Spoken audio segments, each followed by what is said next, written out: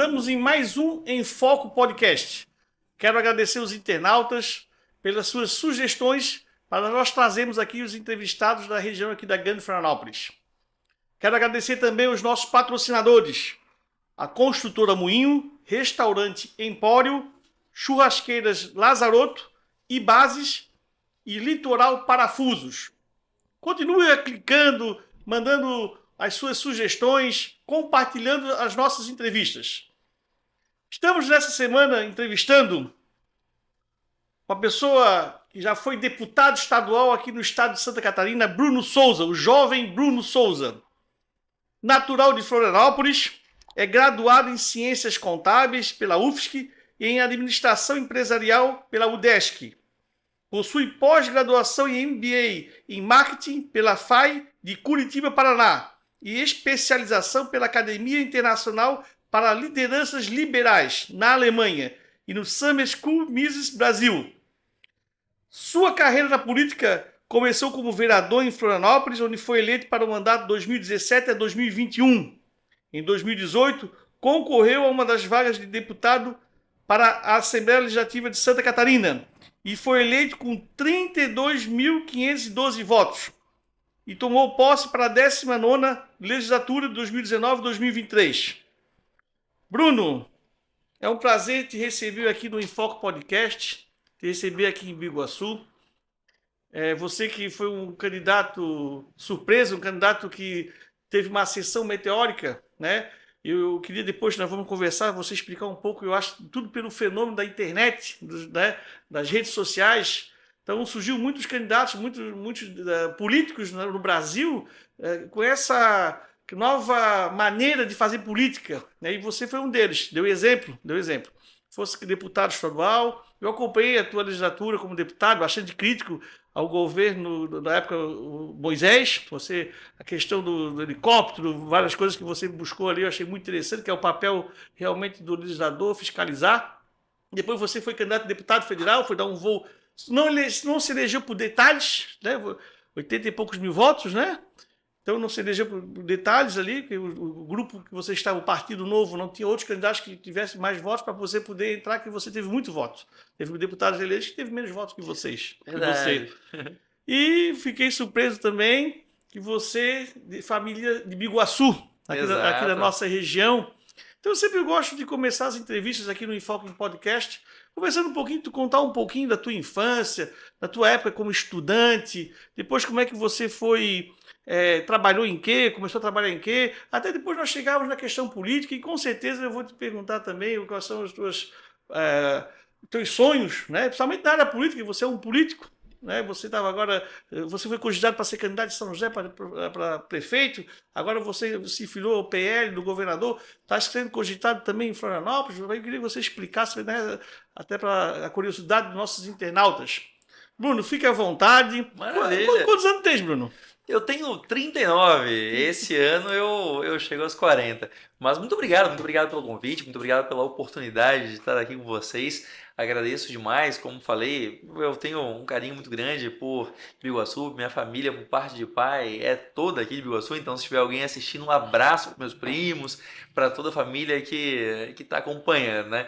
Meu pai, ele nasceu na Rússia, meu avô tinha engenho de farinha e aquela chácara ficou na família por muito tempo, então é uma lembrança de infância muito bacana, né? E até hoje, meu pai volta e meia tá por aí, então tem um carinho muito grande, meus primos estão todos por aí também, então, enfim, na região eu tenho muitos amigos mesmo, né?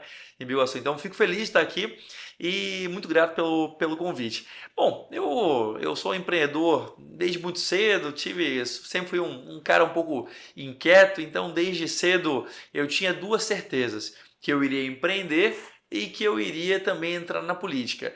Porque eu lembro, quando eu tinha 8, 9 anos, eu via na televisão um sujeito dando discursos, e era o presidente da época, né? E dizia para minha mãe, mas eu quero fazer o que esse cara faz. E eu nem sabia o que fazia, né? Um presidente naquela época, nada disso, mas eu achava interessante, alguém lá defendendo suas ideias, falando o que acreditava. Então eu acabei sendo líder de sala, fui para Grêmio Estudantil, diretório acadêmico. Estudou onde, Florianópolis? Estudou onde? Começou a Eu estudar? estudei no centro de Florianópolis, depois eu fui para a Universidade Federal Tá. e fui também para a Universidade Estadual, para a UDESC, onde eu fiz a ESAG, né? Então participei sempre muito da movimentação e, por outro lado, sempre empreendi desde muito cedo também.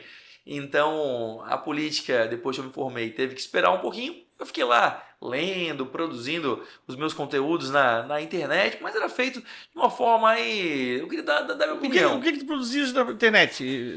Minhas opiniões, assim... Mas tinhas um blog? O que tinhas? Eu tinha, não. Na época, o que eu tinha era muito perto do que eu tenho hoje. Eu tinha a minha página, na época era o Orkut, né? Na época tinha sim. as páginas lá no Orkut. E eu escrevia, depois foi o Facebook. Eu escrevia, opinava sobre os fatos do dia. Nada muito diferente do que eu faço hoje, né? Hoje eu tenho um alcance um pouquinho maior, mas é muito, muito próximo disso.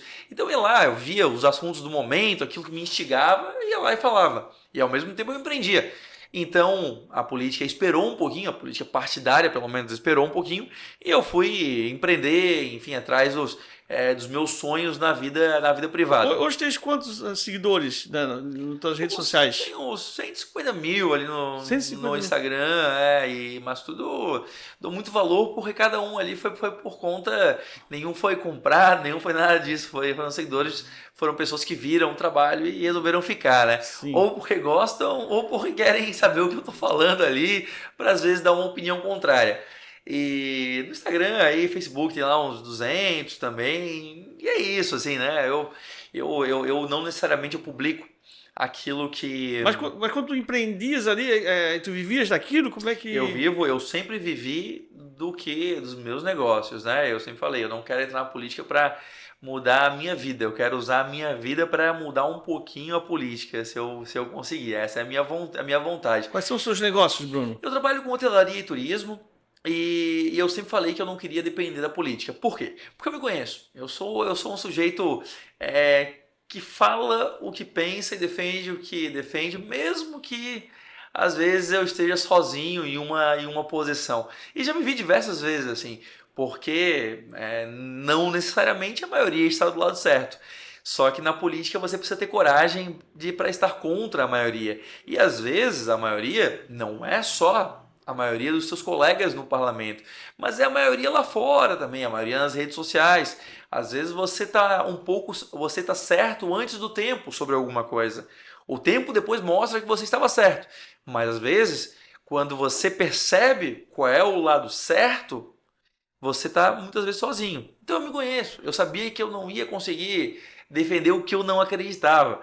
Então tem muita gente por aí que não gosta de mim, mas eu duvido que tenha alguém que diga que em algum momento eu me furtei de defender o que eu acreditava ser o justo ou que fiquei em silêncio diante de uma injustiça. Isso eu nunca fiz. Então eu sempre defendi o que eu acreditava ser o certo, mesmo que isso me custasse muito, e por muitas vezes me custou muito, me custou o capital político, fez com que eu levasse muitas críticas, mas o tempo, né, esclarece muita coisa, né? O tempo sempre, enfim, provou que pelo menos coerente eu era. Então, como eu tenho esse meu jeito de defender o que eu acredito, eu precisava ter um meio de... Eu não queria depender da política, eu queria ter o meu meio de provimento próprio, né, que não dependesse da política. Então eu fui empreender e quando eu estava seguro já nos meus negócios, então o que eu fui fazer foi, aí sim eu vi que estava no tempo de entrar na política. Porque eu não quero nunca depender da política para viver. Porque se eu tiver que falar aquilo que desagrada, eu vou falar, mesmo que isso me custe uma eleição. Isso é importante. Como possivelmente deve ter me custado a última, né? Porque foi por muito pouco. Muito pouco. Então, mas eu não me arrependo de nada não, porque eu durmo muito bem, rapaz. Isso não tem preço. Eu durmo muito bem. A política tem gente ruim, gente demagoga, gente que se furta a falar a verdade em todos os lados. Na esquerda um pouquinho mais, no centro bastante, na direita também tem, porque o político ele é um farejador do aplauso da multidão. O político sabe o que ele precisa falar para gerar o aplauso, ele sabe para que lado ele tem que votar na hora que um projeto vem para o plenário para ganhar o aplauso. Ele é um farejador disso, ele é profissional. Então você precisa ter coragem e personalidade para votar o que é o certo, mesmo que não esteja do lado do aplauso, né? E são poucos que têm essa disposição, muito poucos. Perfeito. Mas antes de nós entrarmos bastante na questão do teu mandato como vereador, depois como deputado, aí você estudou e depois você foi para a Alemanha. Aí ficasse quanto tempo na Alemanha, Bruno? Isso aí, fiquei um tempo lá, fiquei muito feliz porque eu era vereador e e fui selecionado para representar o Brasil. Pelo Partido Liberal Alemão. O Partido Liberal Alemão ele seleciona líderes políticos em diversos países do mundo e reúne para uma imersão na Alemanha para a formação de lideranças. Então, no Brasil, naquele ano, me escolheram, fiquei muito grato. Eu era vereador, meu trabalho chamou a atenção deles e me chamaram e eu fui para uma vilazinha chamada Gummelsbach. Fica perto de Colônia, na Alemanha, e foi muito intenso, assim, era todo dia, de manhã, à tarde, à noite, uma imersão mesmo, com gente de 20 e tantos países, né? Eram Então, cursos. cursos de formação, de comunicação, de pautas, de economia, administração, Isso foi tudo. que ano mesmo, Bruno? Isso foi em 2017. 2017. 2017, meio de 2017. Então, fiquei um mês lá, então foi muito bacana, assim, foi uma experiência muito satisfatória. E eu sempre busquei, né, formação. Agora eu tô terminando meu mestrado na Universidade Federal também em Sociologia Política, tô bem nos finalmente para terminar. Ainda bem, É interessante. e eu gosto, assim, né? Ô, Bruno, e como é que foi essa eleição de 32 mil votos para vereador? Porque a gente sempre tem as pessoas lá, os manezinhos de Florianópolis, as pessoas conhecidas de famílias, que já tem, né, que a gente já sabe que geralmente se elegem, sempre tem e você, de repente, um estudante que não tinha um passado de política ali no município, pelo menos eu percebi, sim. e de repente você se elegeu, eu entendi que foi por causa das redes sociais, né? Pois é. Desse boom que elegeu muita gente no Brasil, inclusive o Bolsonaro, presidente da República, né? Exato. Como é que foi essa campanha? O que foi na hora que você disse, assim, vou ser candidato e começasse a trabalhar? Como é que foi? Pois é, eu ainda estava num partido que tinha 2 vereadores e um monte de gente mais conhecida que eu. Eu sempre fui alguém um pouco mais calmo, talvez recluso e introspectivo, mas eu sempre fui muito firme nas minhas ideias. Então eu queria me eleger, não queria entrar numa campanha para não me eleger, obviamente, né? E só que como é que eu ia correr com pessoas mais conhecidas e com vereadores, com estrutura, com tudo? Em relação às pessoas mais conhecidas, eu logo percebi que ser conhecido não significa ter credibilidade, né? Então, não necessariamente uma pessoa que é conhecida na cidade inteira é aquela pessoa que desperta a vontade do eleitor depositar ali o voto na urna. Porque eu acredito que, por mais que as pessoas estejam desacreditadas na política, no domingo da eleição, penso que as pessoas querem dar um bom voto, elas querem ter um pouquinho de esperança de que aquele voto ali vai ajudar a mudar alguma coisa. Então, a pessoa que é conhecida, mas não tem credibilidade, não transforma todo o seu reconhecimento público em voto. Então, eu sempre entendi que mais importante do que ser conhecido era ter credibilidade. E a credibilidade você constrói através de coerência. Você tem que ter coerência e fundamento naquilo que você defende. Eu acredito que defendo ideias que eu conheço e não defendo à toa, então eu tenho coerência. Então essa parte estava resolvida. O problema agora era resolver como fazer mais votos que vereadores conhecidos, com estrutura, com recurso, com tudo. Bom, eu não podia então ir para o mesmo jogo que eles, não adiantava jogar o mesmo jogo que eles, que eu ia perder, não adiantava. Se eu fosse para aquela eleição típica de cabo eleitoral, de gastar muito em eleição, esse jogo não tinha como vencer. Então eu resolvi jogar o jogo que eles não estavam jogando. Enquanto eles tentavam convencer as pessoas das formas tradicionais que convencem candidatos, eu disse, não, eu vou aqui trabalhar com ideias. Eu quero só eleitor, eu quero focar em eleitor que queira um candidato que tenha ideias próprias e que se identifique com o que o eleitor, com o que determinado nicho de eleitor pensa.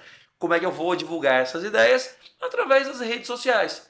Vou falar claramente o que eu penso. E naquela época, em 2016, pouquíssima gente fazia isso. Por quê? Qual era o pensamento padrão de quem concorria a uma eleição para vereador na época? Não, eu tenho que agradar o maior número de pessoas. Então ninguém queria ser polêmico, ninguém queria falar aquilo que podia eventualmente discordar, desagradar alguém. Eu, como tinha ideias muito concretas, eu sabia que as minhas ideias iam desagradar um monte de gente. E eu apostei nisso. Eu vou falar o que eu penso e é para desagradar realmente quem pensa ao contrário de mim. Mas eu tenho certeza que para cada dois que eu desagradar, alguém vai se identificar comigo e vai querer defender junto comigo essas ideias. Então, enquanto todos os vereadores iam para as redes sociais falar coisas, enfim, convencionais e aquilo que era unanimidade, que não desagradava ninguém, que não tinham coragem de defender uma ideia firme nas redes sociais porque não queriam desagradar ninguém, eu fui defendendo frontalmente aquilo que eu acreditava. O que tu batesse na tecla quando foi candidato a vereador e tu acha que agregou muito voto? Eu nunca tive medo de defender as minhas pautas. Eu defendo a privatização de todas as estatais, falava abertamente sobre isso. Eu defendi naquela época, nós precisávamos quebrar com o monopólio do transporte público em Florianópolis, que explora, literalmente a palavra explora o florianopolitano, às custas dos mais pobres. Então nós tínhamos que resolver essa situação. Eu atacava isso de frente, eu criticava a alta carga tributária que é paga em Florianópolis até hoje. Isso é uma coisa que a gente tem que resolver. Criticava frontalmente isso. Eu criticava o excesso de cargos comissionados que existiam na prefeitura. Nós precisávamos resolver isso.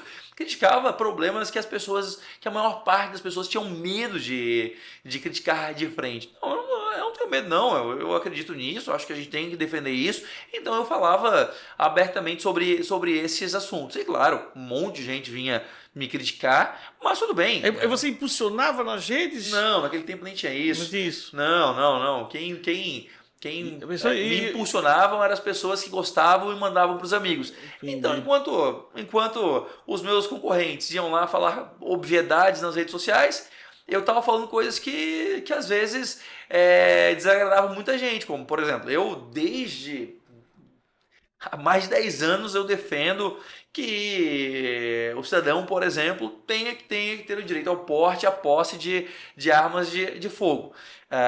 Que isso é um absurdo. Isso é coisa de Brasil, né? Nós temos uma guerra no Brasil do bem contra o mal, e quem a gente desarma? O cidadão de bem, né? É uma loucura, né? A gente deixa o bandido armado e desarma o cidadão, o pai de família. Não, claro, a gente vai resolver muita coisa assim. Então eu defendia isso há muito tempo. Em 2016, quando eu fui ser candidato, eu falava isso abertamente. Eu lembro de conhecidos meus vindo me dizer: não, Bruno, tu não pode falar isso abertamente, porque eu não sei quem lá falou que achou um absurdo tu defender isso e tal. Então eu falei: não, mas eu acredito nisso. Para cada dois que discordarem de mim, vai ter alguém que vai compartilhar o meu vídeo com alguém, porque vai concordar com as minhas ideias. Já é um município, Bruno, que já consegue ter pessoas que vão ficar contentes com o teu jeito de falar. Diferente de cidade pequena. Eu entrevistei há pouco tempo o Cris Landa, o vereador em São José. Ele lembra um pouco do que você está falando, as ideias dele e tal. Ele foi bem votado também, redes sociais, aquela coisa toda. Mas infelizmente, municípios pequenos ainda, uma postura como a tua, realmente atrapalha. Mas assim, os municípios já maiores, que já tem universidades, coisas desse tipo, já consegue agregar e se eleger. Eu tenho uma amiga que é vereadora em Recife, ela é do PT, mas ela se elegeu também pelas redes sociais, porque polêmica também, mas defendendo, muita gente não gostava, mas tinha aquela, né, pessoas que votam, tem muita gente, tem um número de pessoas bom, e consegue se eleger bacana, com as ideias, né? Não comprando cabo eleitoral, aquela coisa tradicional que é nojento, né? É nojento. Eu tenho as minhas dúvidas, assim, eleição em cidade pequena é muito mais difícil do que eleição em cidade grande. Eleição em município que você precisa de 100 votos, 110 votos. O candidato entra numa casa, quando ele sai, entra o outro atrás. Olha, para conseguir um voto é uma loucura.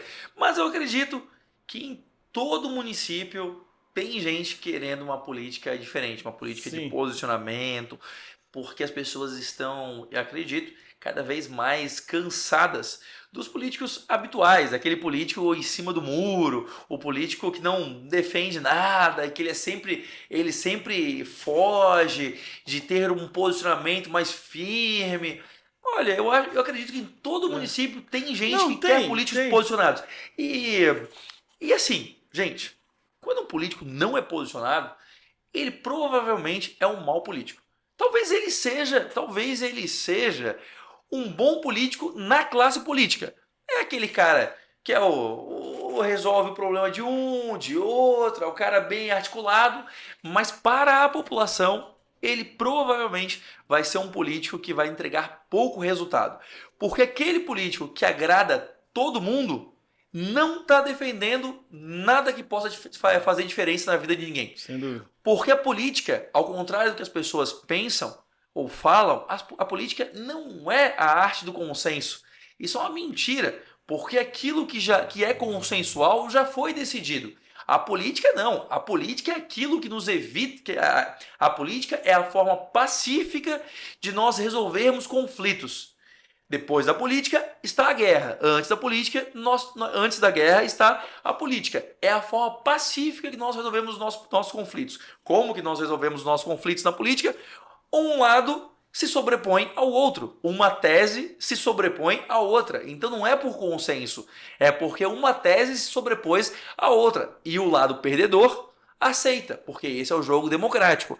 O lado perdedor aceita porque ele sabe que amanhã ele pode vencer. Então não vamos romper com esse jogo, porque amanhã o meu projeto, que foi derrotado hoje, pode ser vitorioso. Sem dúvida. É a forma pacífica de nós resolvermos os nossos conflitos. Mas não é a arte do consenso. Não, esqueçam isso. Então aquele político que ele habita, que ele mora naquela região de consenso, ele não está defendendo tese nenhuma. Pelo menos nenhuma que faça alguma diferença prática. Porque a sociedade só vai avançar se nós tivermos teses que fogem do consenso. Porque o consenso é onde nós já estamos, é o que já foi criado, né? Então é o que já foi feito. Ou talvez não que já foi. Talvez não que foi decidido em consenso, mas é o passado, né? Agora a sociedade vai caminhar através de teses que fogem dessa zona de conforto aqui. Aquele político que, pô, queridão, tal, boa praça, provavelmente ele não está defendendo nada que vai fazer diferença na vida de ninguém. Ô Bruno, aí você elegeu-se vereador, ficou 2 anos só, porque logo depois já fosse candidato a deputado estadual, te elegesse. Já desse um pulo, né? Tivesse 33 mil votos lá para o vereador, e você teve quanto para deputado estadual? Então, foram 3.326 votos para vereador. 3 mil e 33 para deputado. Foi o quinto mais votado naquela eleição, foi bem bacana. E depois fiz 32.512 para deputado. Foi uma gratíssima surpresa, porque a minha meta, eu falo isso...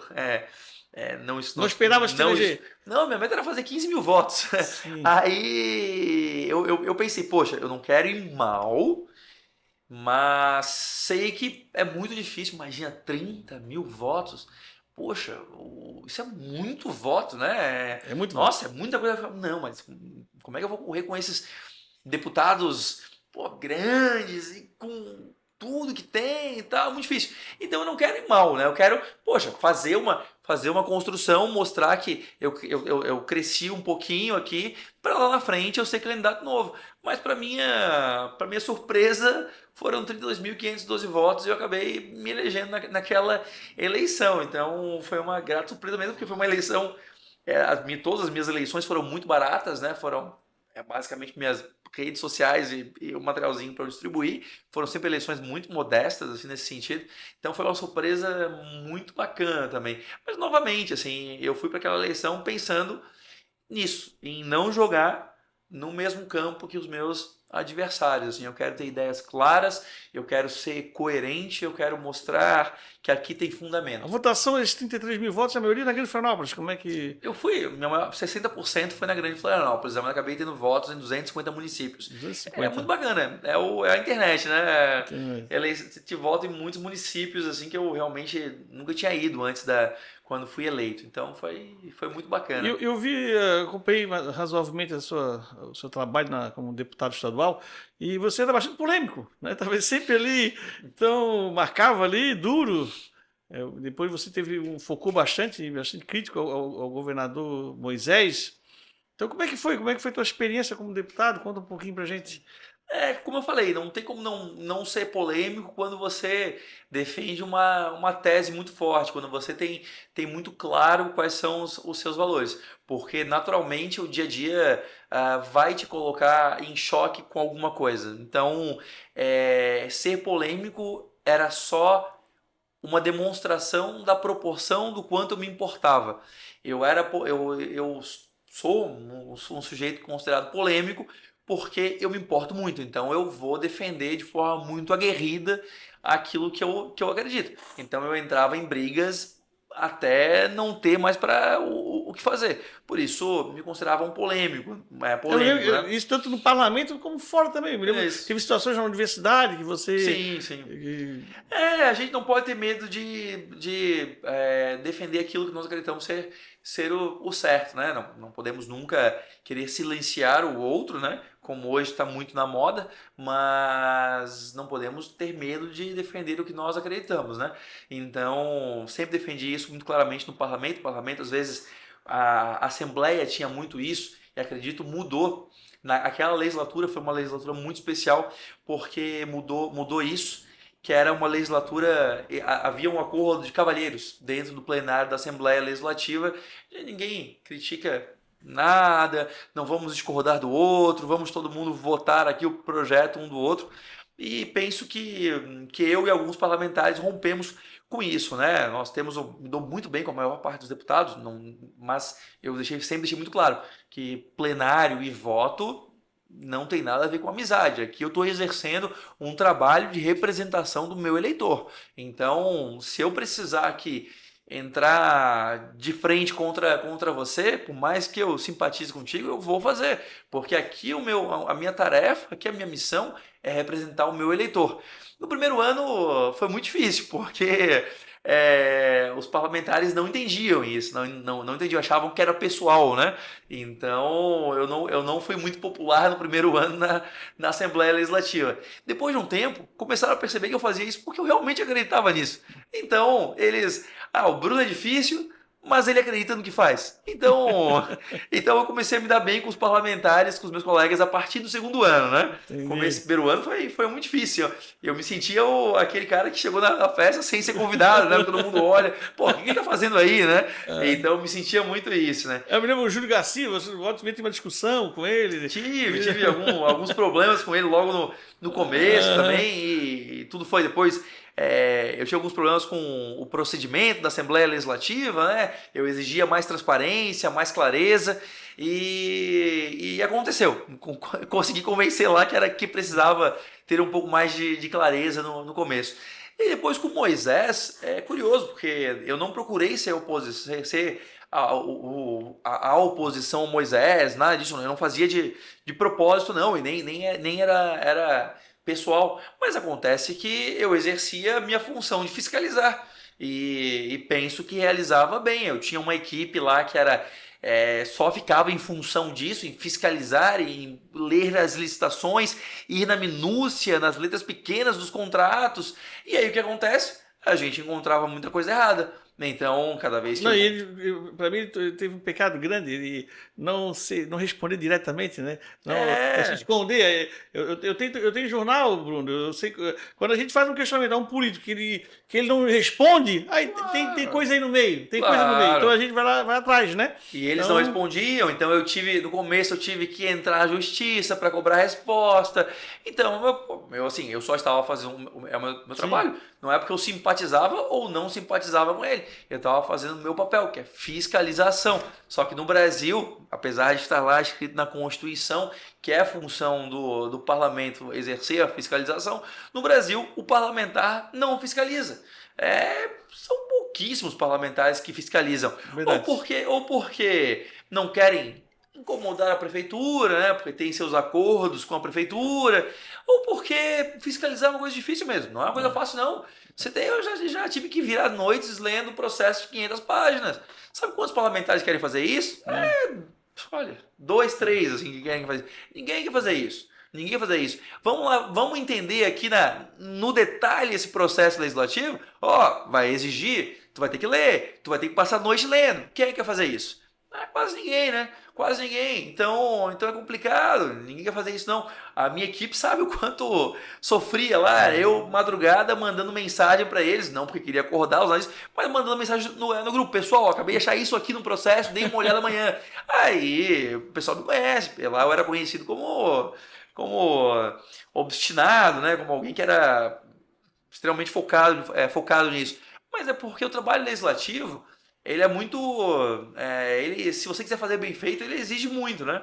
Só que pouca gente quer fazer isso, né? Bruno, eu fui vereador em Biguaçu e na época. Eu não sei como é que foi, apareceu na mesa um contrato das impressoras, alugava impressoras na Câmara de Vereadores e Xerox. Um valor assim, um absurdo aquele valor, cara. E eu fiz as contas ali, dava para comprar uma impressora por semana.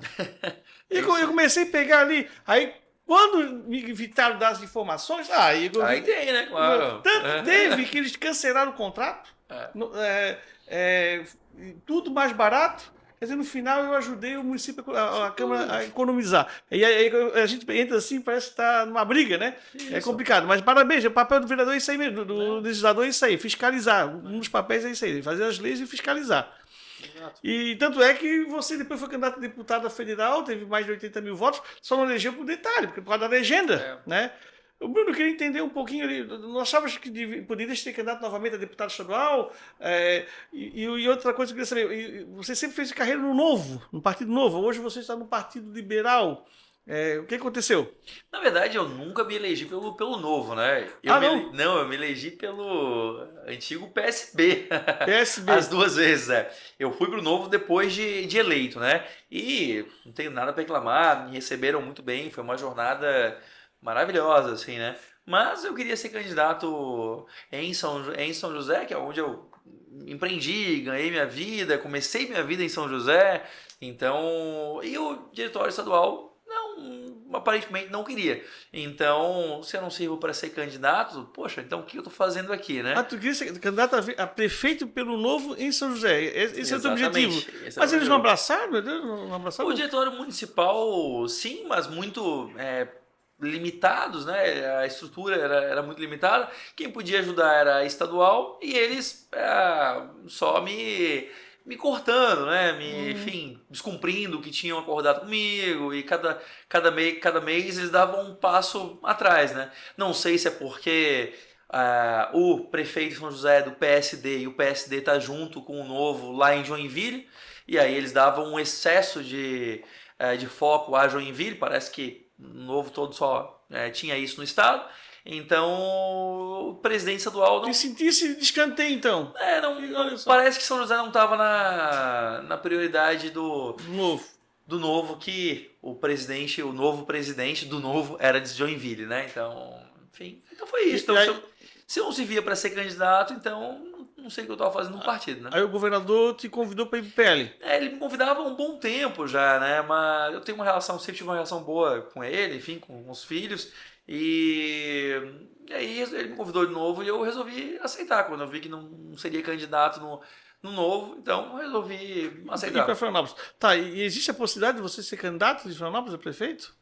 Hoje o PL, já existe uma construção que é anterior à minha ida ao PL, junto com o prefeito atual, né? Apoiar o Topazio. O Topazio. Existe essa construção já, né? E, enfim, tudo certo, se for esse o caminho, né? Mas precisar ser candidato também, não tem problema, estou aqui à disposição, enfim. Eu já ouvi você cogitado até ser vice, e se caso isso não acontecer, você pode ser candidato a vereador também, Bruno? Não, eu não. Eu estou ajudando a nossa nominata de vereadores lá em Florianópolis. Quero poder ajudar a fazer um bom trabalho. E é isso, assim. A vice também é pouco provável que isso aconteça, Mas, enfim, eu vim pro PL querendo construir partido, assim, né? Então, quero ajudar a construir partido, algo que eu não tive oportunidade antes, então quero apoiar. Eu não mudei nada, os meus valores são os mesmos, as minhas defesas são as mesmas, então eu venho pro PL com esses mesmos valores, né? Eu sou um cristão, conservador, mas eu tenho uma pauta muito forte na liberdade econômica, na defesa do empreendedorismo, na defesa da autonomia de Santa Catarina, que sofre muito diante da nossa federação. Então essas pautas eu trago comigo, né? E continuo defendendo. Aonde eu estiver, eu vou sempre defender, porque isso é parte de mim, né? Mas eu não te vejo como não ser candidato nessas eleições, né? Porque o político tem que ter mandato, né?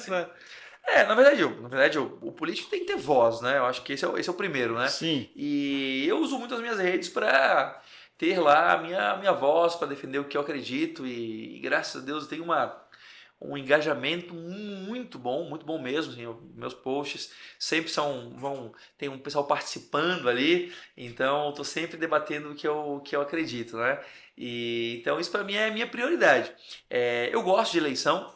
Novamente, eu não dependo da política, eu tenho minha vida à parte, eu tô muito bem fazendo as minhas coisas, tô feliz fazendo as minhas coisas, mas eu gosto de política. Essa é a minha vocação. Essa é a minha vocação. Então eu quero participar de alguma forma. Eu acredito, acho que o político que quer mudança tem que participar da eleição. Então, se eu tiver a oportunidade, eu vou para a eleição sim. Perfeito. Ô, Bruno, vamos fugir um pouquinho para a esfera federal.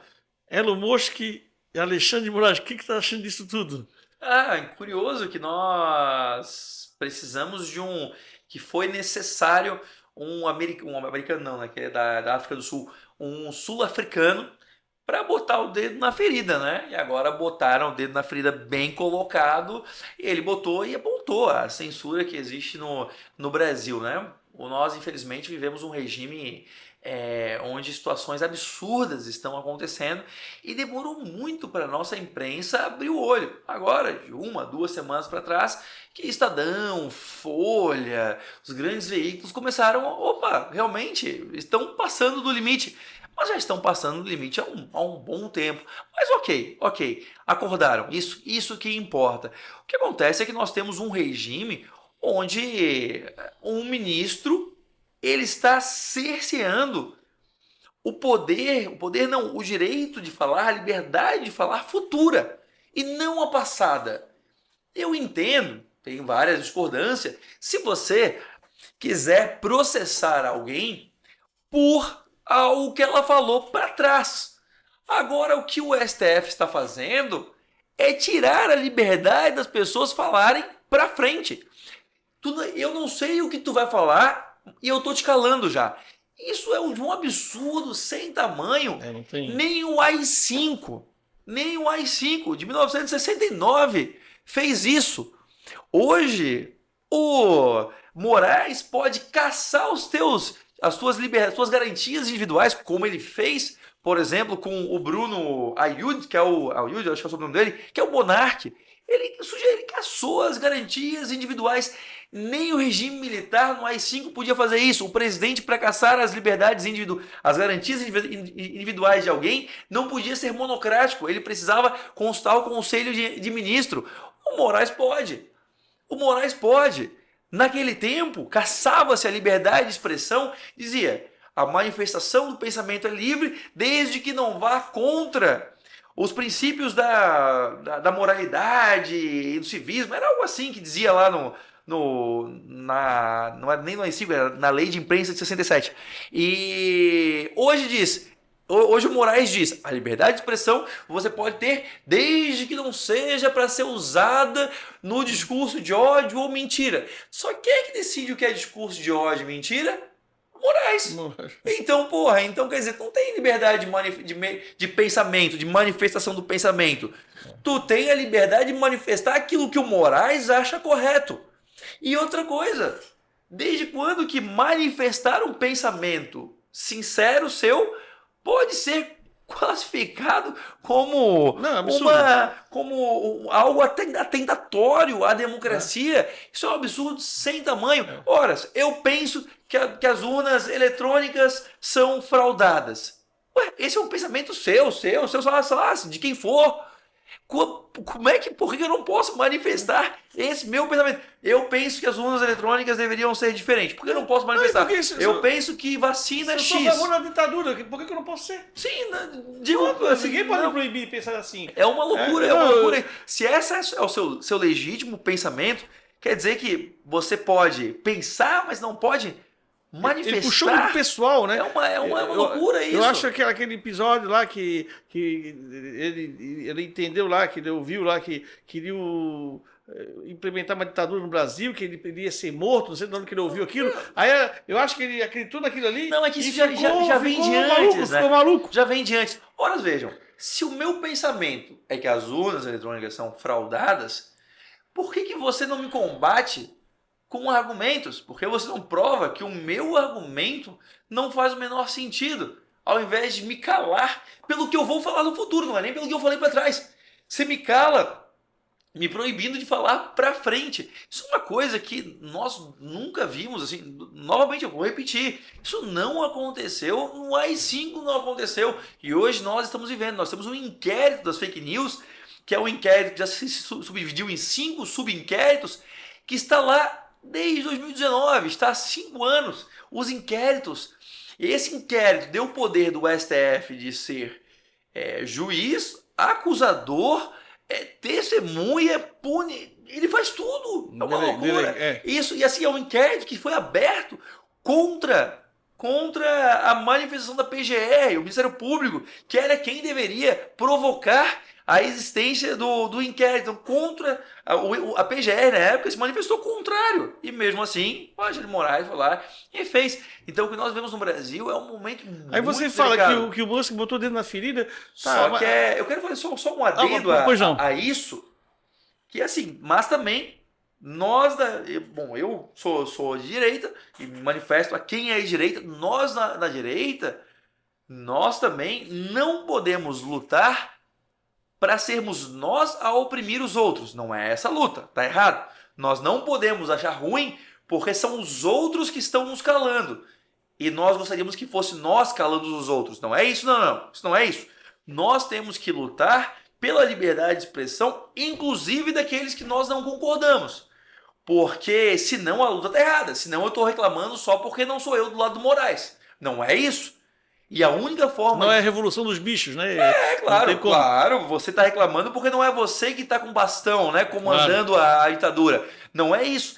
A única forma de você garantir a sua liberdade de expressão no longo prazo é que a pessoa que você detesta, é garantir que a pessoa que você detesta possa se manifestar. Porque se a liberdade de expressão dele está garantida, isso significa que é um valor que está na sociedade, a liberdade de manifestação. Eu vejo muita gente do meu lado que acha ruim porque não são eles com o bastão, calando os outros. Não é isso. É para ninguém ter esse bastão.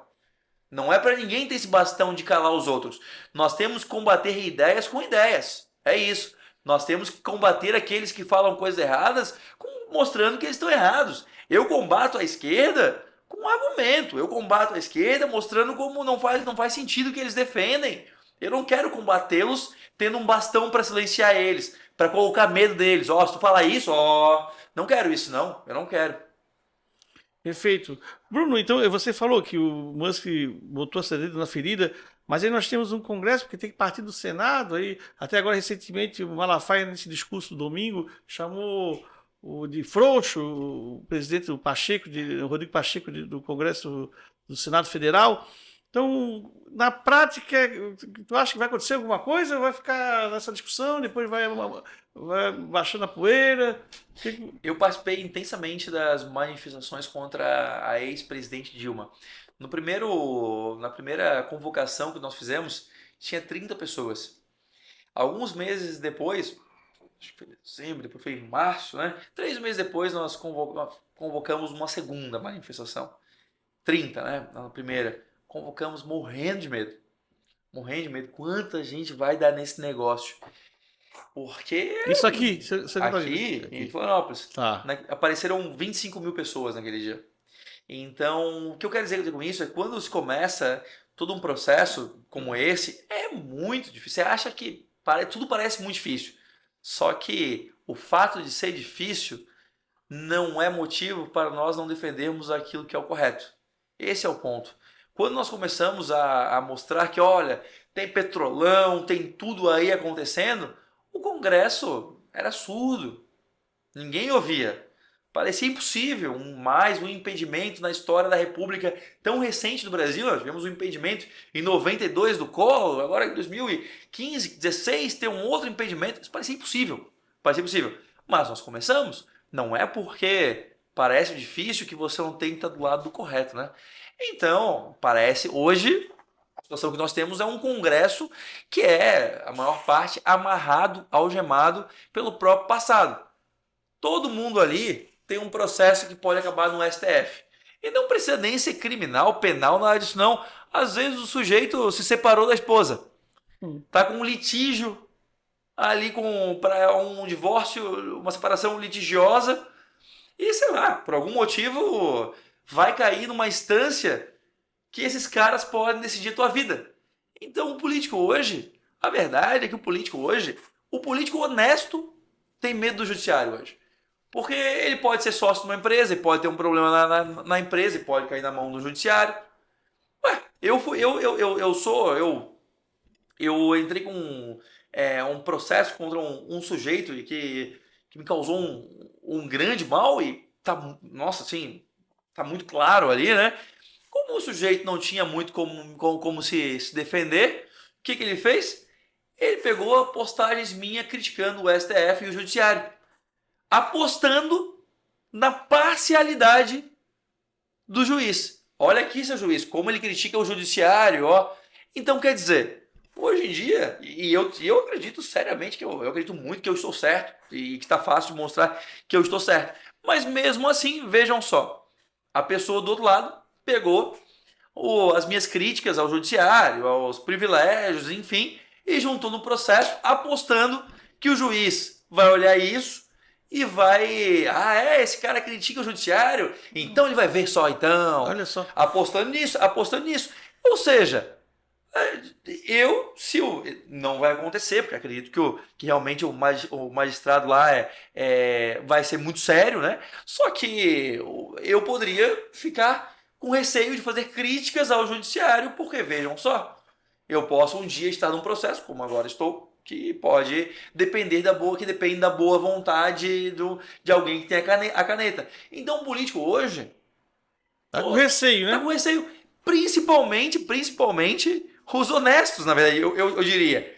Porque o bandido, ele já é bandido. E ele já conhece quem é bandido também. Então ele não tem medo de fazer coisa errada. Ele sabe em quem procurar, ele sabe.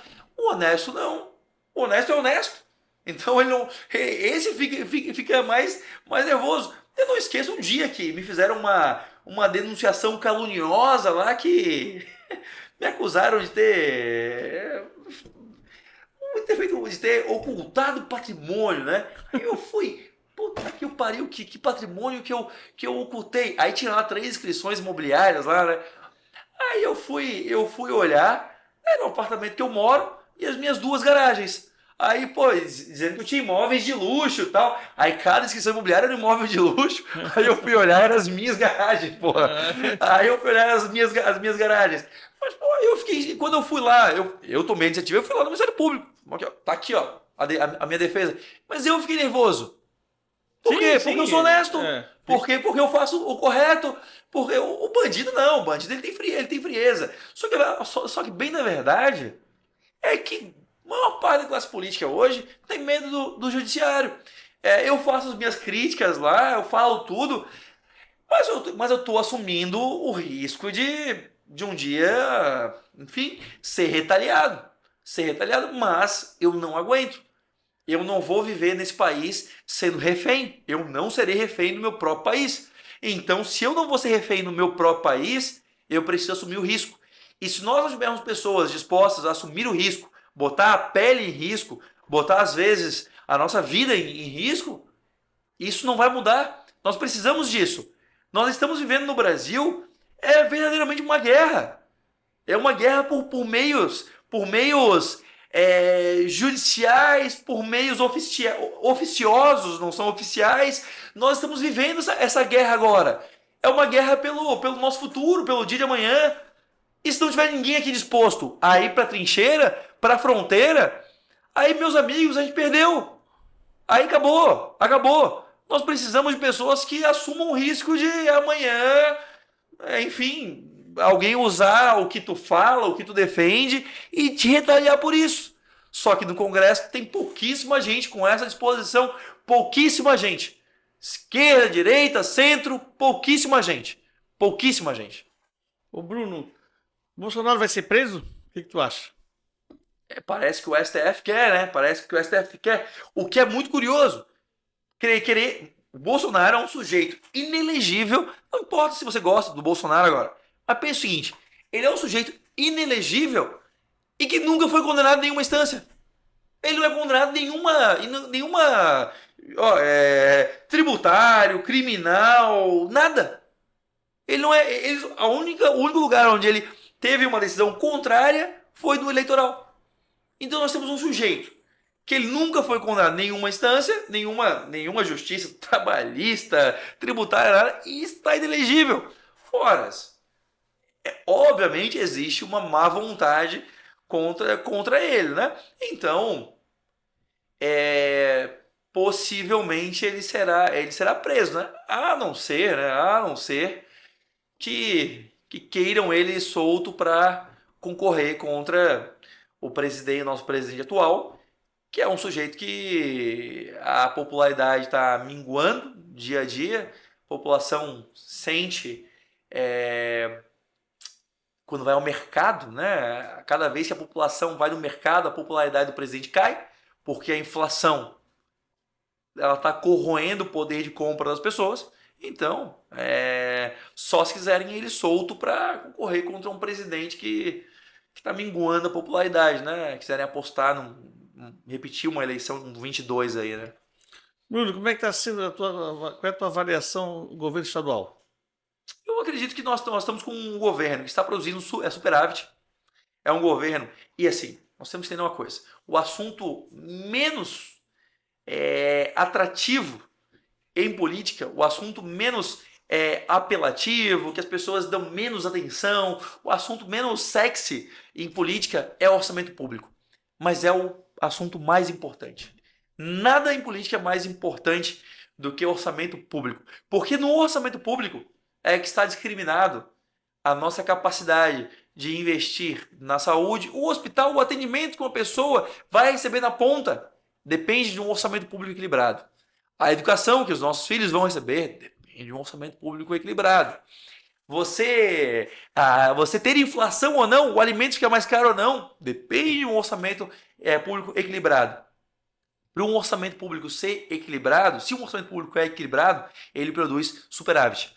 Nós estamos com um governo que está conseguindo equilibrar o nosso orçamento público.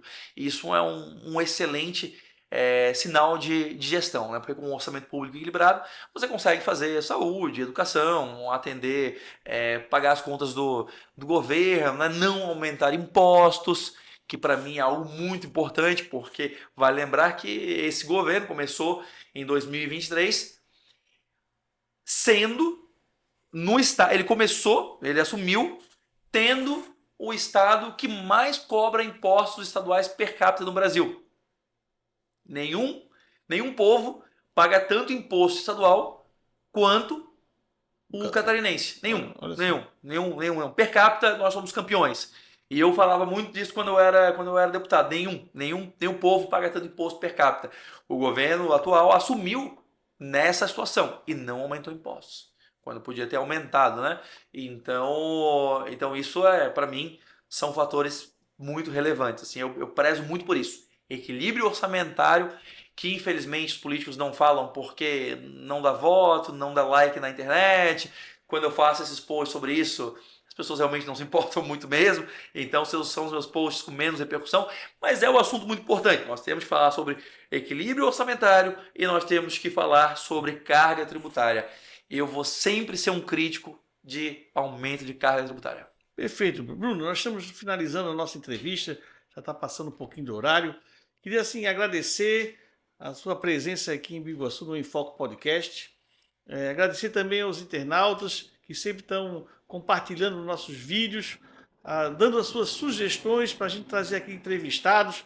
Agradecer aos patrocinadores, Construtora Moinho, a Ibases, Restaurante Empório, Litoral Parafusos e as churrasqueiras Lazaroto. Bruno, fique à vontade para dar o seu recado final, as suas considerações finais. Imagina, muito obrigado pela oportunidade de conversar. Eu realmente tenho paixão pelo debate político e pelo que eu acredito, então por isso, em alguns momentos, eu falo com muita energia, porque eu realmente me importo, assim, e eu tenho fé no Brasil, então eu não me dei por derrotado há muito tempo, já estou nessa batalha e nem vou me dar. E eu espero que mais gente possa se juntar nessa trincheira. Como eu falei, mesmo que às vezes isso comprometa nossa liberdade futura, nos traga retaliações futuras. Nós precisamos combater o bom combate. Perfeito. Boa noite, Bruno. Obrigado.